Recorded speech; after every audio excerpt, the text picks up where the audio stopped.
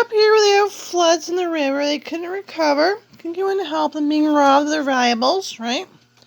Locked in mental ward. There are diseases in the war. If you're not dead, and can't get help. They're up here scamming. They're gangsters, right? Reinventing himself through work. Through Merrick's 50 years at Willard, his broken English and heavy accent made conversation difficult. By early 1930s, it became clear he enjoyed physical labor and worked best left to his own devices. In 1932, he became a cleaner. Superintendent's house. A few weeks later, the record noted that he was a good, hard worker. Goes out to do light work at different places at the institution. At present, is picking peas.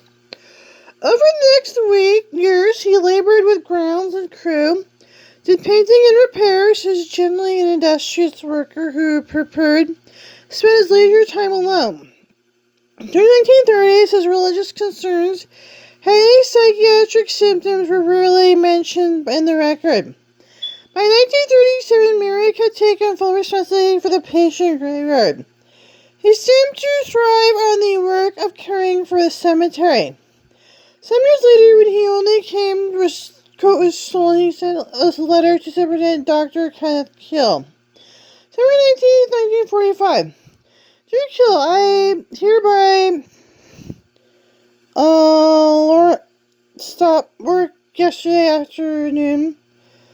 I ask you to discharge me from a ward institution. I am capable to do my living independent.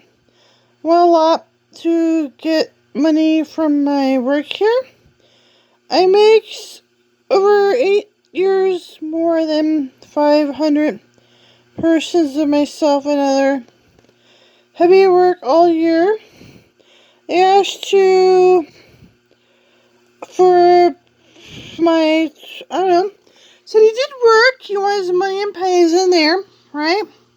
The letter was placed in the files document. His doctors were irrational ideas. Dr. Keel never saw the letter. Lawrence continued his work for another 23 years, really showing a few signs of psychiatric problems. Medical record during time tells a truly consistent story. April 18, 1910. Patient continues to work as a grave digger on the cemetery. So bony elderly man, still robust in good physical health. Quiet about the ward and rather seclusive. He digged over 900 graves. 14 years, he said he likes to be by himself. Dr. M. Jacobins. August 10, 1955. The 16-year-old white male patient is careless of his parents, but is clean in his habits. He does not believe, or ever was, mentally ill. On the ward, the patient is rather seclusive. He has a parole card and works in the graveyard. He may be hallucinating, but not to a marked degree. Patient is well developed, nourished white male who appears to be much younger than his actual age. Dr. Waxon. During 1961, good health, fairly tidy. Cooperative, relevant, logical, well-oriented, good worker. Memory fairly good. General insight fair.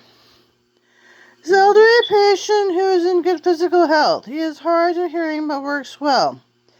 Doesn't consider himself mentally ill and denies hallucination and delusions. He is fully oriented, gives good information about his life. He talks pleasantly, carries on a conversation.